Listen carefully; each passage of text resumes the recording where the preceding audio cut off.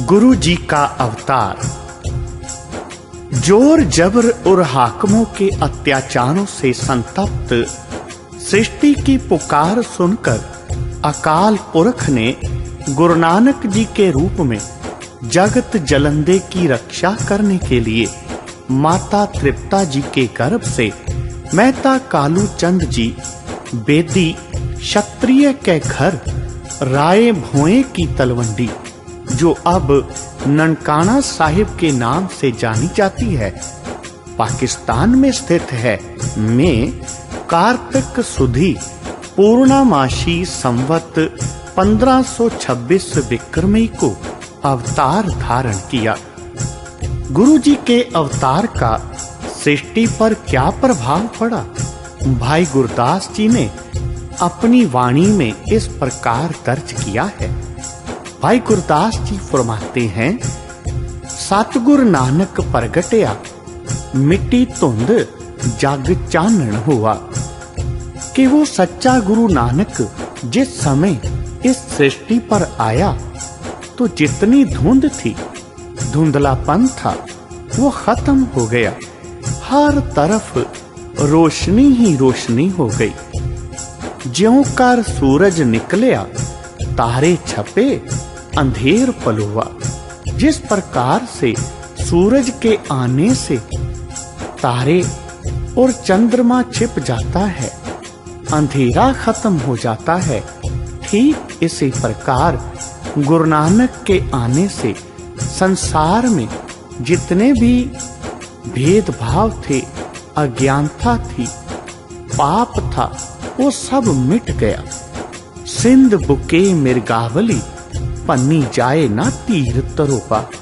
जिस प्रकार शेर के गरजने से हिरनों का झुंड अपनी जान बचाने के लिए भागता है, ठीक इसी प्रकार गुरु नानक के इस संसार में आने से गलत लोग, बुरे लोग, अत्याचारी लोग अपनी जान बचाते हुए भागने लगे। जिथे बाबा पैर धरै पूजा आसन थापन सोआ। गुरु नानक ने इस सृष्टि पर जहां पर भी धरती के जिस हिस्से पर अपना पैर रखा, वो जगह, धरती का वह टुकड़ा पूजनीय हो गया।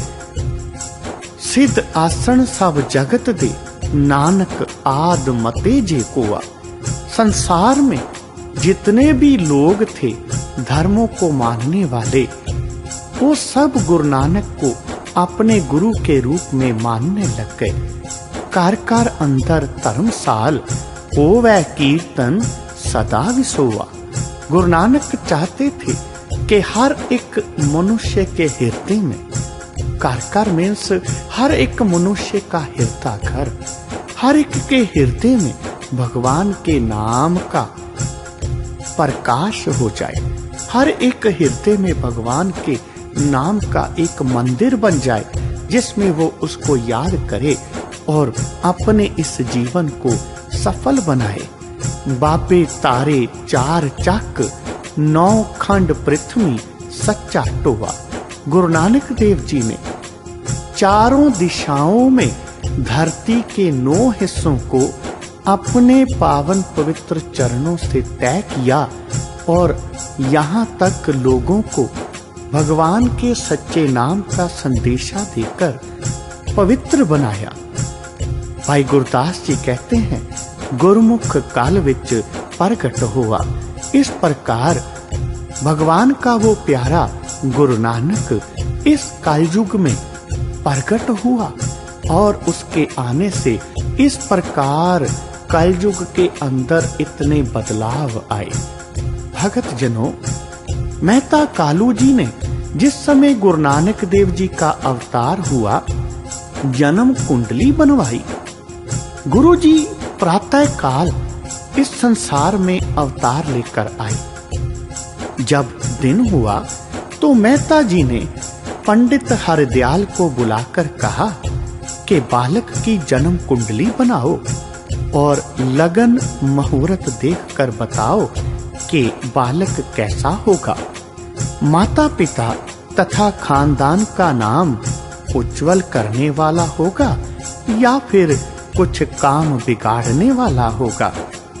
पंडित हरदयाल ने बालक के लक्षण देखे और कहा, मानव मात्र ने पंडित मेहता जी को कहा कि बालक की दाई को बुलाकर पूछो कि जन्म के समय इसके मुंह से कौन सी आवाज निकली थी।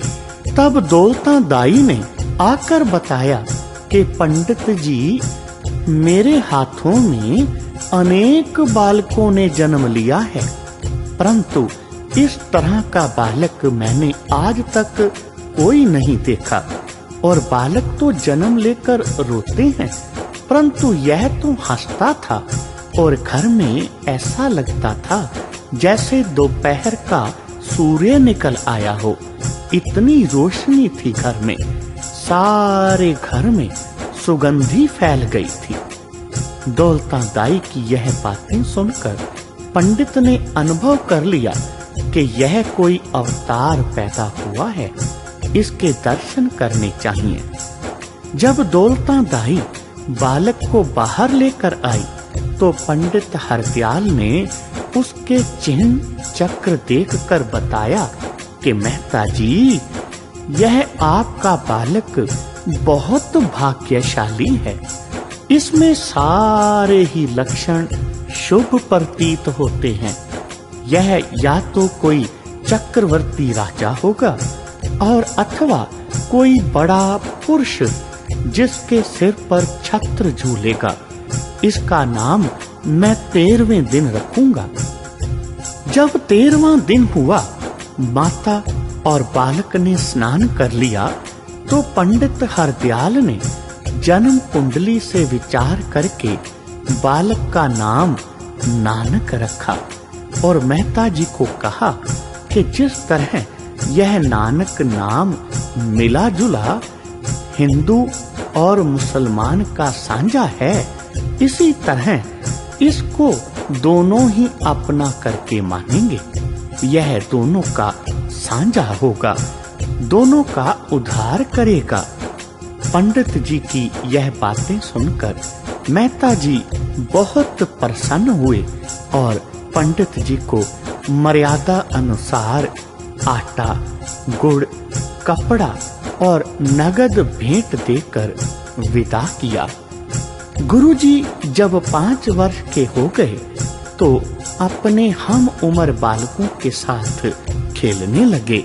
गुरुजी अन्य बालकों को बहुत प्यार करते और उन्हें खाने और खेलने की वस्तुएं घर से ले जाकर बांट देते। आपके इस स्वभाव को मेहता कालू जी अच्छा नहीं समझते थे, जिस कारण कई बार आपको डांट भी खानी पड़ती। मगर लोग आपके इस उदार स्वभाव की बहुत श्लाघा करते थे और साथी बालक आपके साथ बहुत प्रेम करते थे।